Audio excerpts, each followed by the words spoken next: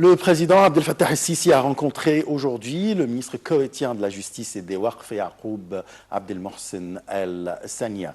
La rencontre a porté sur les questions qui seront discutées dans la réunion du Conseil exécutif des ministres arabes de la Justice, entre autres l'activation d'un mécanisme d'éradiquer le terrorisme, ainsi que renforcer la coopération judiciaire dans le domaine de du crime organisé et des crimes du trafic humain. Le chef de l'État a également insisté sur la nécessité de renforcer la coopération arabe pour confronter les défis actuels qui envisagent notre monde arabe.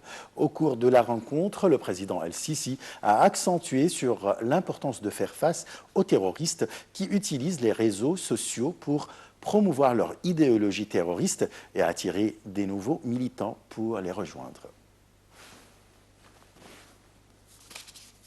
D'autre part, le ministre des Affaires étrangères, Samar Shoukry, a présidé aujourd'hui une séance du Conseil de sécurité internationale avec pour titre « Le combat du discours idéologique des groupes extrémistes ».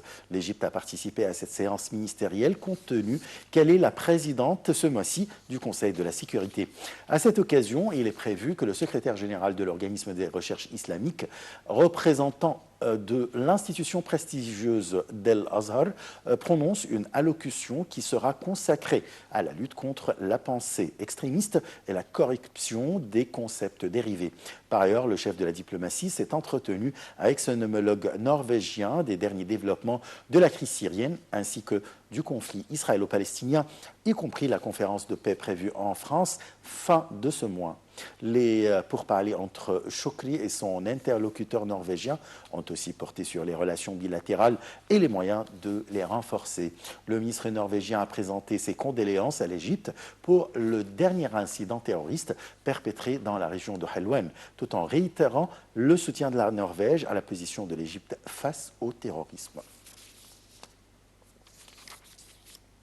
Le Premier ministre Cherif Ismail a inauguré aujourd'hui la 5e session de la conférence des ministres de l'Industrie et de Commerce des 8 pays en voie de développement membres de l'organisation islamique. Cette session, tenue sous les auspices du président Abdel Fattah el-Sisi et en présence de 8 pays membres dont l'Égypte, l'Indonésie, le Nigeria, la Turquie, l'Iran, la Malaisie, le Bangladesh et le Pakistan, témoignera une forte participation des investisseurs et des hommes d'affaires. Notre correspondant, Wael Saïd, était sur place. Sous les auspices du président Abdel Fattah el-Sisi et en présence de Dr Cherif Ismail, le Premier ministre, l'ingénieur Dr Tariq Kabil, le ministre du Commerce et de l'Industrie, a inauguré la 5e réunion des ministres de l'Industrie et du Commerce de l'Organisation des États membres en développement, les Nations musulmanes 8.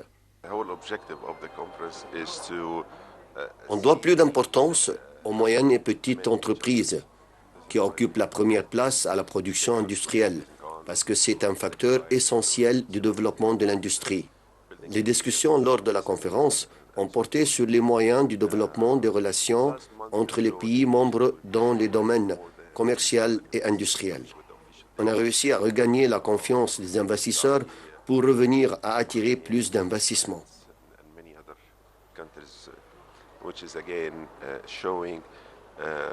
Il a participé à sa conférence des ministres d'Industrie des États membres, des délégations d'hommes d'affaires et des investisseurs. Cette conférence tient afin de discuter les moyens d'investissement et les opportunités de la coopération conjointe entre les États membres. On doit profiter de toute notre énergie pour mettre en œuvre tous les projets qu'on a accordés. On a organisé 13 ateliers dans les différents domaines industriels. Les États membres ont proposé de nouvelles idées et nous nous sommes mis d'accord au moyen de les réaliser. Le ministre du Commerce et de l'Industrie, Dr Tariq Kabil, a annoncé que cette conférence vise à encourager la coopération commune entre les États membres, de fournir des mécanismes de financement pour les projets tels le secteur de l'automobile, l'industrie de l'électronique, la fabrication des machines, aussi les petites et moyennes entreprises. Chacun de ces 8 États doit profiter l'un de l'autre. Aussi, ils doivent s'intéresser au développement industriel et de résoudre tous les problèmes qu'on affronte. Cette conférence est un fort message de l'Égypte au monde, que l'Égypte est stable et en sécurité. Les efforts du développement de l'économie égyptienne et les relations internationales se poursuivent et la 5e réunion de l'Organisation des États membres en développement, les Nations musulmanes 8, représente un reflet de ces efforts. Wael Saïd, Nal TV International. Les autorités égyptiennes ont décidé hier d'ouvrir le terminal de Rafah, le point de passage vers la bande de Gaza. Selon les autorités, le terminal sera ouvert pour 3 jours et jusqu'à jeudi 12 mai. Cette décision prise par le gouvernement égyptien vise à alléger la souffrance des étudiants et des personnes malades du peuple palestinien, toujours sous blocus israélien depuis 10 ans et ravagé par 3 guerres depuis 2008. Israël contrôle toutes les entrées et sorties de biens et de personnes de Gaza, à l'exception du terminal de Rafah vers l'Égypte, que le Caire tient fermé en quasi-permanence de peur des attentats terroristes.